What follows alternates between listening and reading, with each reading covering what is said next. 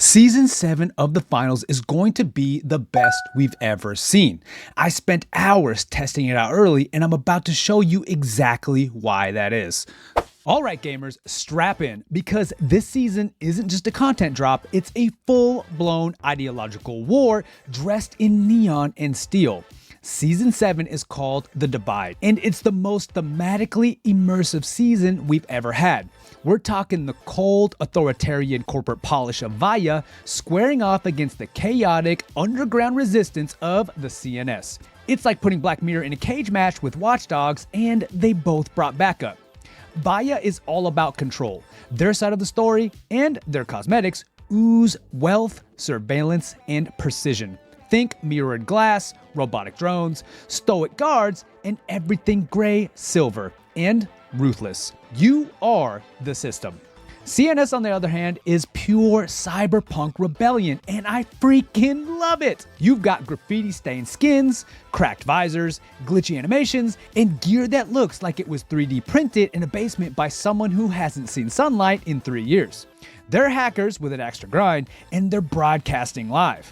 And this isn't just some passive backdrop. The lore actively invades the game. UI elements flicker, in-game ads glitch out mid-broadcast, and the entire cosmetic sets have embedded visual effects that reflect your faction. Even the promo video starts off all prim and proper before CNS rips through like a digital Molotov. It's not just spicy, it's sizzling. And then of course there's the map. Let's talk about Nosomi Nozomi? Okay, not you tell me. You tell me. Not the Citadel, because this map is freaking awesome. It's not just a map, by the way. It's a statement piece, a war zone, a vibe all rolled into one. This place is a visual and mechanical playground that screams narrative from every corner. First off, the divide is literal. The map is split right down the center with this like angelic sound that emits from the CNS rainbow that cuts this thing in half. It's not just aesthetic, but in tone. One side is pure Vaiiya. Well, actually no. Vaiiya has a section. I shouldn't say it's one whole side. And it's a corporate dystopia in architectural form. Massive slabs of concrete, glass, and steel make it feel like you're fighting inside a Fortune 500 bunker. The light is sterile, and maybe the security cams follow you? I'm not sure. But the ambient noise feels like an oppressive boardroom meeting. Then bam, you hit the CNS turf, and the vibe flips like a light switch. Neon overload. The walls are covered in glitching graffiti tags, cables, and signage that look like someone spliced it from Blade Runner straight into your GPU. And the sounds? It's techno-anarchy. The environment itself feels hacked, like the architecture is rebelling against its own blueprint. I mean, if you thought Cis Horizon is cool, this is like Cis on steroids, and it's absolutely awesome. Gameplay-wise, the map is tight. Verticality is built into its DNA. Ziplines crisscross like spiderwebs, man cannons launch you in a sniper purchase, and walls breach open for sneaky flank routes that you didn't even know existed. Every room, every rooftop, every hallway feels like it has a purpose. It doesn't just look cool, it feels alive. Like a war room between two factions is unfolding in real time, and you're caught right in the middle of it. But that awesomeness aside, let's talk a little bit about some of the gameplay improvements. And there are many, but we're just going to touch on some of the highlights. You know, it's like Embark said, let's quit playing around and start the polish. So now the whole onboarding experience feels less like homework and way more like a hype reel. If you're new to the game, after you wrap up the tutorial, you get a choice. Do you want to play some TDM, jump straight into quick cash? It's totally in your hands. You're not forced just to one play mode right now. They are capping you at some other ones until you explore and learn a little bit more, but that's how it should be. And the gear unlocks have been streamlined hard. Before, it kind of felt like you had to grind your soul into VR dust just to get some basic equipment. Now you get more VRs up front, and equipment costs have been slashed like a clearance sale at a loadout outlet. And that's not all. The HUD didn't just get a touch-up, it got a full skincare routine. It's got smoother visuals, cleaner icons, and important info pops up in a way that actually helps mid-fight instead of just cluttering your screen. And then finally, and maybe my favorite, well, I mean one of my favorites, the pièce de résistance is the practice range upgrade. It is absolutely worth visiting.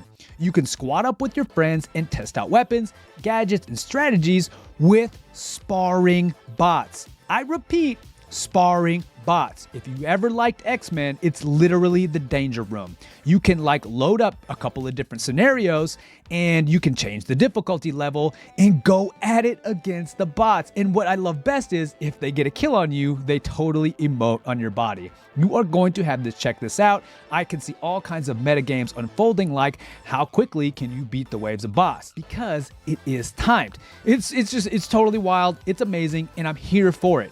And the biggest W here, performance. Embark finally cracked down on those CPU hogs. Season 7 now runs smoother across the board.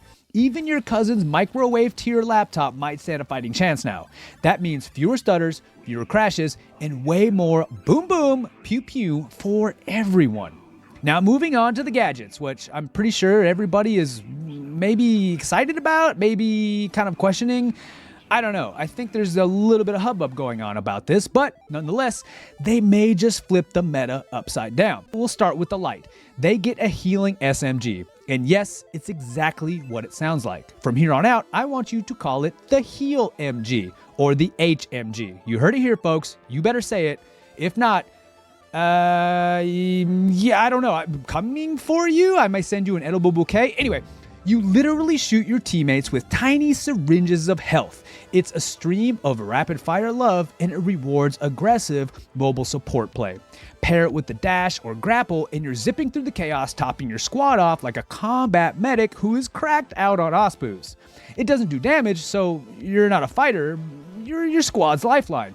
And it feels pretty strong, and it feels pretty good. Then there's the medium, and they get a breach drill. And this thing is there. It's a thing. You slap it onto a wall, floor, or ceiling, and it drills through like a mechanical mole on a mission.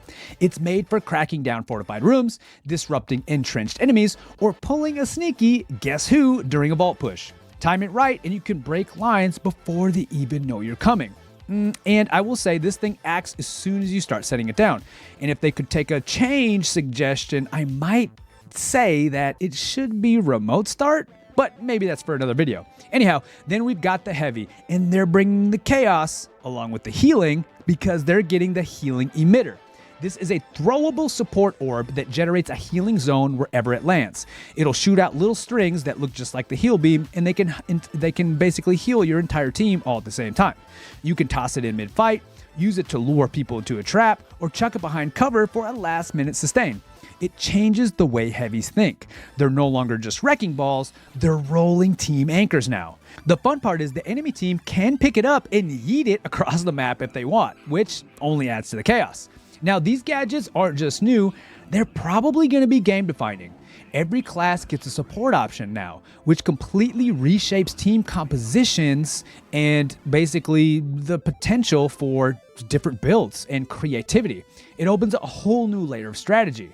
It, on the one hand, it kind of, shall I say, like waters down the class differentiation because now maybe the medium doesn't have as important a role of being forced to be the support. So in one way you could look at it that now the medium doesn't feel like they're throwing if they don't grab the heal beam.